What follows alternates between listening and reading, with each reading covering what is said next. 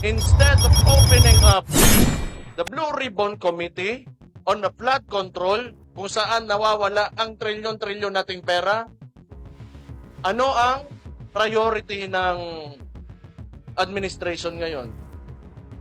Yung impeachment ng Vice President. Because we all know, pag hindi nila matatanggal ang Vice President ngayon, hindi sila makalagay ng presidente nila on the 2028 elections because he is a great threat sa presidency this 2020. Muling binatikos ni Davao City Mayor Baste Duterte ang Administrasyong Marcos habang ginaganap ang National Assembly ng Partido Demokratiko Pilipino, kung saan iginiit niyang ginagamit ng palasyo ang impeachment trial laban kay Vice President Sara Duterte upang harangan ang posibleng pagtakbo nito sa 2028 presidential elections.